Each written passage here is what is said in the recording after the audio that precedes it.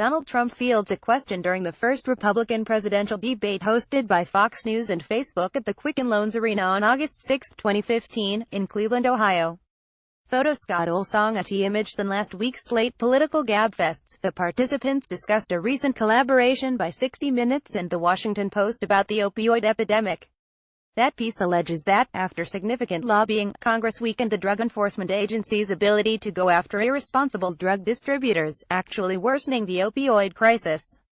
The Gabfest participants, particularly John Dickerson, host of Face the Nation and political director of CBS News, wanted to know why President Donald Trump wasn't making more of this issue. It's an excellent question. The opioid crisis is an issue that Trump ran on, and it's one that particularly affects the downscale rural whites who supported him so strongly last year and for whom he's tended to advocate. And, in many ways, it would be a very easy issue on which he could make some political hay.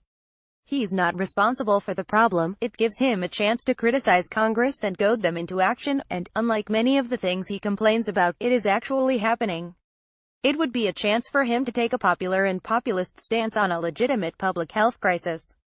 Trump may well pivot to this issue in the coming days or weeks. However, I'd like to suggest a reason why he didn't jump all over this when the 60 Minutes episode aired at WASNT on Fox.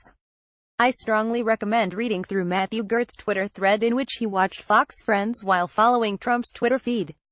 Basically, approximately 30 minutes after a Fox story, Trump would tweet something related to it.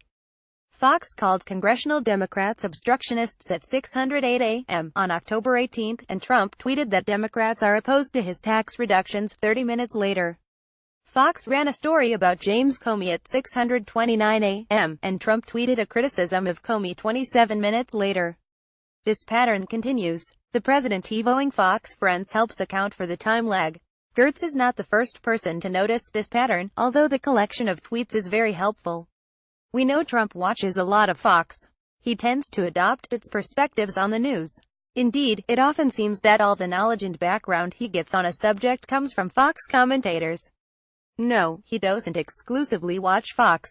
We know from his complaints that he watches CNN occasionally and from his complaints that he at least glances at the New York Times.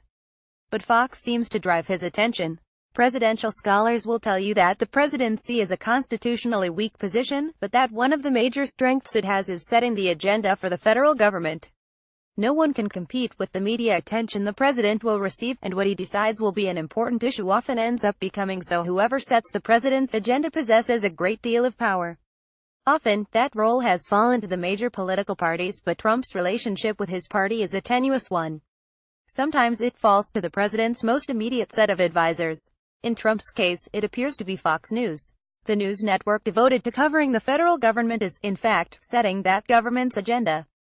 Reporters and news outlets have occasionally had some sway with the president, but it's hard to think of a parallel to this relationship.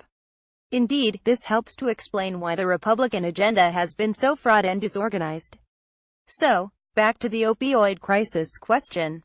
I obviously cannot prove this, but imagine if the story reported by 60 Minutes and The Washington Post had actually been discussed, at length, on Fox Friends. They'd naturally add their own spin, e.g., this was a crisis that Congress worsened while President Barack Obama sat back and did nothing. My guess is that Trump would have been all over the story within minutes. He'd have been tweeting relentlessly and calling Mitch McConnell and Paul Ryan and demanding that they address this issue immediately. And then he'd claim he was the first president to fight a war on drugs. Now, this would last only so long, of course. He'd soon, possibly within a few hours or less, become distracted by something else. But at least for a while, he'd be doing the things that presidents normally do, trying to make good on a campaign promise and direct federal action at an existing public policy problem. This is a lot of pressure to put on Fox, which is notably not a policy shop.